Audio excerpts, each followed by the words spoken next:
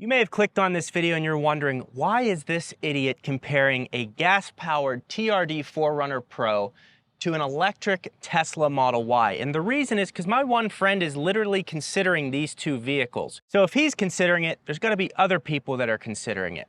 This TRD 4Runner Pro is gorgeous. The paint color is solar octane. I generally just refer to it as orange. Now it does look like it's a flat orange, but there's actually a beautiful flake in this paint, and then there's solid black accents on the hood, on the front bumper, and various other places on the car.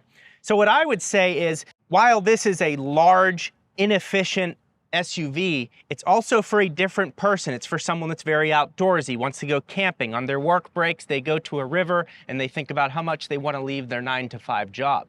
With that said, the Model Y has camp mode. There are various off-road features in the aftermarket that you can get, and because it's an EV, you can run air conditioning and lay in a mattress in the back of your car and be very comfortable. So these things actually have a lot of similarities that would bring very different consumers to consider them both. Let's look at some unique features that the TRD 4Runner Pro offers. So power output on the 4Runner comes from a 4-liter 24-valve 6-cylinder engine putting out 270 horsepower and 278 pound-feet of torque through a 5-speed automatic transmission. It has a part-time 4-wheel drive system with active track, as TRD-tuned Fox shocks and springs, TRD-stamped aluminum front skid plate, and 17-inch TRD Pro matte black alloy wheels. It has a power sliding rear window, which is a really cool feature that I like. It's even useful when you're at the grocery store. You're able to just go ahead and put bags into the back of your car and lock it up from there. I really like this feature. It has a Toyota front grille with TRD Pro badges, high-performance LED fog lights, and black roof basket.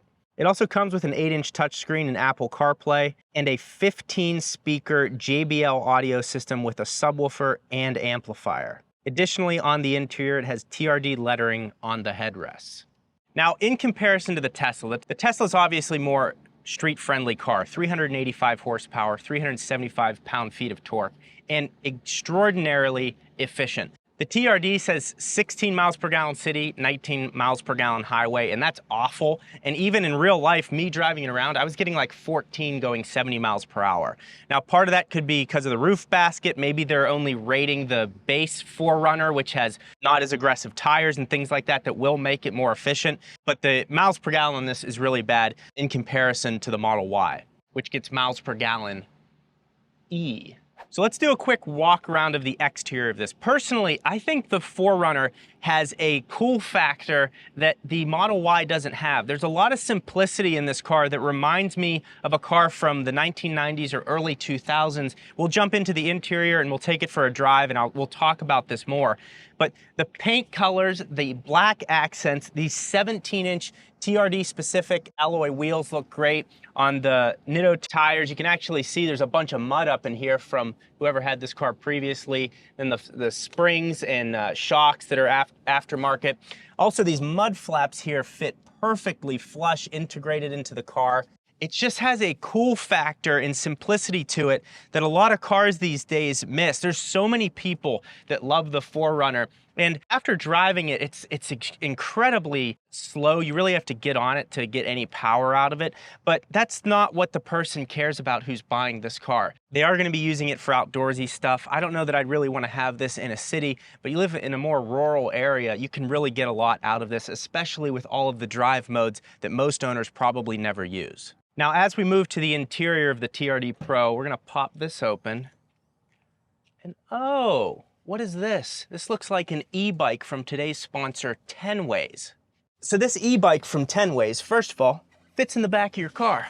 It has a 60-mile range on the battery with an electric assist. It's extremely easy to operate, and it even has a lock feature on this screen here. So you're able to unload it from the back of your car, park wherever you are, and drive into your destination. So once it's unlocked, you have this screen here, which shows you how much battery you have and what level of assist that you're using. And I put it on boost level 5 to get the most assistance out of this. You can see how fast I can go. So look, we're going up a hill right now, and I'm going over 20 kilometers per hour. And this is an electric assist, so you're still getting exercise out of it. You still have to pedal to engage the electric motor. I really enjoy this thing. You can go a lot further distances and it's very leisurely. So I highly recommend this, and I'll have it linked in the description. They have a lot of good sales going on right now. And as summer starts, you're gonna want something like this. It's just nice to be able to go really far distances very easily. I've even noticed when I jam the brakes on this thing, I heat up the front discs and get a little better brake performance, a little more bite out of the brakes. So 10 ways, thank you for sponsoring this video. Guys, I will have this linked in the description. Very comfortable. You can see you can plug the battery in right here. This whole battery pops out. And overall, the bike is not that heavy. I'm weak. I'm a weak person. And look, carbon belt drive. It's just, I don't know. I've never had one of these, and it's just amazing how smooth it is and how fast you can get moving. 10 ways, thank you for sponsoring the video. Now, to those of you that watch the channel a lot, you know I love 3D mats, and I actually looked it up. They provide floor mats for the 4Runner as well. So go to 3dmatsusa.com, use code Gjeebs3D10. You can get mats for your 4Runner or your Tesla. They are the best mats because they adhere better than anything else because of their Max Spider technology, which is like a Velcro that doesn't fray your carpet. And because they're bold, if you're in snow or any wet conditions, it keeps all the water contained in the floor mat. They clean off really well, they last forever. I have my discount code in the description. Those are the best floor mats for the 4Runner and for your Tesla. Now with the interior of the 4Runner. So first thing you notice when you open the trunk of this is there's this table here and there's these two handles. So am I gonna maybe I'll pull the car out of the water once it gets stuck in the river, maybe that's what I'll do. Or it's just a table that pulls out to about there. Now I can see this being useful. Maybe you're in the woods, you need to load up your bow and arrow different. I don't know what you guys do in the woods. You play pretend and you're trying to escape reality. So you have this little table here that slides in and out. You can see that being useful for loading and unloading the car. You also have this little tab right here and this one right here that pops open and you can keep stuff stored in there. Maybe extra bows for your bow and arrow because you're a hunter. And then you can see right here it says JBL. You have this subwoofer right here. It's nice to have this AC 120 volt right here, very useful. That as well. So you have those two useful things. You have this panel that pops off. It says 4Runner and FJ Cruiser. Kind of funny there. I don't even know what that is. No clue. You guys will have to let me know in the comments because the comments always have the answers. Now, as far as the seats folding down, that looks incredible. Folds totally flat. I'm going to show you how it does that. So basically, you can see this slot right here is for the headrest. And the headrest folds like that and then clicks back into place. Also, these rear seats recline a lot. So once you fold this back down, you can actually get a lot of recline action. So you can just, I mean, this is probably if not one of the most reclinations I've ever seen in the rear seat of the car. So nice job here. Now, the other thing I said is it reminds me of a car from the early 2000s or the 1990s. And one thing that brings that back to me is this roof liner. It's just a simplistic, basic roof liner, and I just really enjoy it. It's kind of a throwback, and that's kind of how this whole car is. And I think that's why it attracts so many people, is because they didn't change what made this a great car. They basically kept it the same and did some upgrades with the engine, with the infotainment, which we'll talk about in a minute, which is still very outdated. But I don't think the owners of the TRD 4Runner Pro are going to really care. They want it for the off-road capability. It looks incredible. It has some nostalgia to it, and that's why this car is great. Now into the front seat. So we'll go ahead and start it up. Push button start. You also have a heated steering wheel feature down here. The steering wheel, again, same steering wheel you're going to find in a lot of Toyotas and a lot of Tacomas and things like that. Both the front seats are power seats. However, the driver's seat does have lumbar support, so you have one extra feature on the driver's seat. Now, one thing I complained about is the infotainment system. It's just severely outdated. For a car that costs $55,000, the 4Runner starts at $40,000. Backup camera is terrible. So look at this here. I mean, it's just like there's these things, you don't even really know what you're looking at. Looks like it was filmed on the side of a toaster or maybe a TI-89 calculator. It's just really bad, and something that I think that's not that hard of a fix. But again, when you're Toyota and you're making millions of cars a year, it's probably very expensive to get that updated. So that's a letdown. You also have the TRD shifter here. You have this other shifter here for some of your off-road modes, H2, H4, neutral, and then some low gearing. It has this carbon fiber trim.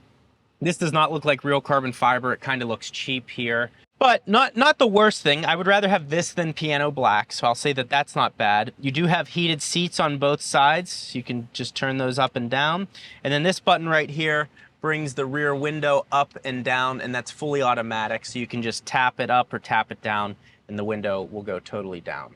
So that's all good. It does have this distance control here, so that way if you're doing cruise control, you can choose how far you want the car to be in front of you, that distance, lane keep assist, answer a call, hang a call up. There's these various features on a very simplistic steering wheel. Also, one of the things when I first drove this car, Eco kept popping up on here, and I was like, what is that? Like, how do I put it into sport mode and do all that stuff? And what I realized is there are no different drive modes for like the road. There's the different off-road modes, like all of this stuff here that no one will ever use, but it's good that it's here. Eco pops on when you're driving in an efficient manner. So that's what that's for. Don't get confused. Don't search for buttons like I did. It's just basically coaching you on when you're driving efficiently and when you're not. Either way, you're going to get terrible efficiency out of this thing. But again, you're not really getting this thing for efficiency. This is a weekend adventure. Look, even in the floor mats here, these are the mountains that you're going to visit, okay? Because you're a 4Runner TRD Pro. That's who you are now. Okay, so you're gonna live in those mountains, you're not worried about efficiency, and you don't care how bad this infotainment system is because you're gonna go live under a pine tree for the weekend.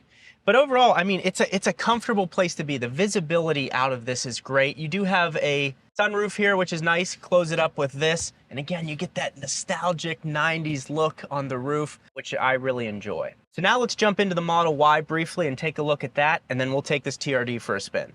Now that we're on the inside of the Model Y here, this infotainment system's incredible. Overall, the Model Y is still a very simplistic vehicle. Now it does have a lot of technology packed into here, but it has no buttons. It has a very clean looking dash. We have good visibility. There is a slight blind spot that you will get used to as an owner, but because it has this feature here, it shows your blind spots and you're putting on the turn signal. And you can also see this fire burning in the distance that we just noticed. Not only is this car simplistic, this is constantly updated. So this infotainment system has the same features that the new 2023 and 2024 Tesla Model Ys will have, and this is a 2020 model. So this is constantly updated. You have Spotify, you have all these features, and built into the car is Sentry mode. So I have cameras all around the car that are constantly monitoring what's going on. For example, it says 2 events occurred, tap to view. Now this was probably us as we were just filming here, but it's just nice that it saves all of this onto a drive. That way, if you get in an accident or something like that, you don't have to install a dash cam, and a dash cam only records what's going on in front of you, whereas this records what's going on from multiple angles all around the car. So as you can see, the criminal is approaching the car from the left. Boom, there he goes, caught on camera. Actually looks a lot like me. But you can see, like, just there's value to this car, and still while having these features that you can take it into nature, because you have camp mode right here. So when I click camp mode, it says car will stay on until battery reaches 20%. Sentry mode, security alarm, and walk away will be disabled because you're camping in the car, you're in the car. So it does have these features that you can still use off-road. It has a huge trunk. Probably not as much storage space as the TRD Pro because you can see how much higher up that thing sits, has a higher roof line, but still a very useful vehicle. All right, so driving the Model Y, in terms of on the street driving, this is going to be a much better experience for you because the acceleration and the performance, 385, you have 100 more horsepower and 100 more torquers in this thing. Okay, so it is going to be significantly more pleasurable to drive on the street. With that said, the suspension in this is still very rough. So you have a lot more travel in the 4Runner. I think that's going to be a lot more comfortable. It's just, you're trading inefficiency for comfort, and then you're also trading some technology that you have in here for some nostalgia in the 4Runner. So, you know, you're gonna have to make that decision for you. I'm not gonna tell you this is what you should buy and this is what you should buy. If you wanna be in the cult, you buy a Tesla. But the 4Runner, Toyota is also a cult. Toyota's, you know, they've got much deeper roots than the Tesla cult. And I think, you know, even though the 4Runner is not for me, it is a cool car. I can recognize how awesome of a car that is, especially the TRD Pro. It has a specific look to it, and we're gonna jump in that and drive it shortly. But basically, on the road, if you're in the city, the Model Y is going to cost you significantly less over time. And people say, oh, what about when you replace the battery? The battery has an 8-year, 120,000 mile warranty on it.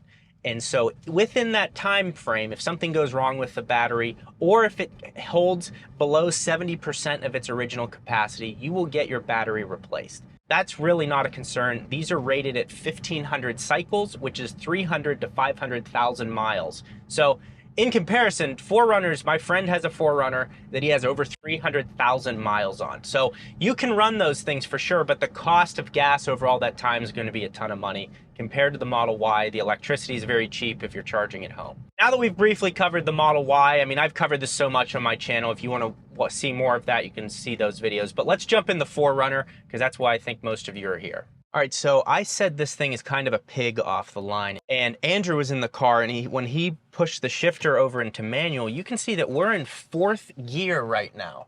So when I go ahead and hit the gas, like, we're gonna go into this dirt lot because we're off-roaders. I mean, it's brutal. Like, it's just kind of a pig, and that's why. So there is a curb here, but look at the travel on this suspension. This is why having an SUV... See how fun that is? That's why having an SUV is fun, because you're able to do things like that. If I did that to the Tesla, it would be totaled and I have to call Elon and get another one in. But it's just fun to do things like that in an SUV. Especially, imagine like if it snowed outside, you know, just how fun it is to drive around like that. So we do have Apple CarPlay, so it's nice that it has all of those features opened up. Electrify America, so we can check out some chargers nearby. That helps the infotainment system a lot. It's just like the backup camera is really bad. The Apple CarPlay is also wired only, so do have to have a wire.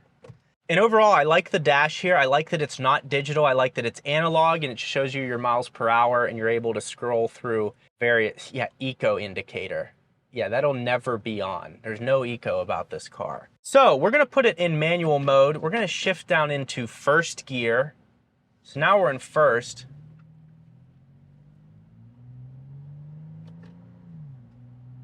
That feels a little bit better to me. Feels a little bit better, but I mean, most of you are not going to want to be shifting your automatic car. So we'll put it back into drive. Yeah, so we're just going to leave it in drive. You have a commanding view of the road. You can see the bump and the hood scoop there. Your blind spots are covered by the mirrors. And then the road noise is not that bad. And then the travel of the suspension, you're kind of bobbing and bumping around. And I just really enjoy the driving experience of this car. In terms of the suspension, it's just when you're getting going from a dig, it really is like the car's like blah, blah, blah, blah. It's just bogged down. I think because, you know, it starts off in 3rd or 4th gear for whatever reason. That is one thing we discovered. It kind of helps that it would be put into manual mode, but again, you're not going to want to do that. I was just trying to show you something that does make it a little bit better if it really bothers you. You have all of your window switches up here. You have your child lock feature. And again, like the overall simplicity of the car is kind of what makes it great. It has the updated off-road features. You even have this, it's kind of funny. So we have the time here, and we also have the time up here. So we have dual time. We have a fail-safe in case one of the times fails, and that's that. So yeah, it's a solid car. And you know what? For all the cars I've been driving lately, it's like 74 grand, 75 grand, 110 grand. And they're all very nice cars. But this being priced in the 50s, to me, I was like, wow, this is like a bargain. Finally, a car that looks this good. It's definitely geared towards a younger audience. It has all these off-road modes. And a lot of us with remote work, you know, as much as I joke about traveling and things like that, with remote work, you're able to go and live in remote places for extended periods of time. And this could be a really fun car to take off-road. It has extra protection underneath the car. It has the upgraded tires and everything, that where you don't need to do anything to this if you're going to be taking it on some basic off-roading, you know. So I think this could fit a lot of people's lifestyle. It's certainly got a cool factor to it. If you're a young single guy and you can't get a woman, this may help. Or if you're a young single guy and you can't attract another male, you know, maybe this will be helpful for you. I don't know. But ultimately, you should get whatever car that you personally like because you're paying the bill. Don't get what your neighbor, don't keep up with the Joneses. Don't try to attract a female because she will leave you once you find someone that's richer. Just get what you like. Now, if you liked this video, you're going to want to click this video right here, which is a Lexus RX 500h, the hybrid version of the RX compared to a Tesla Model Y. I think you'll really enjoy that video.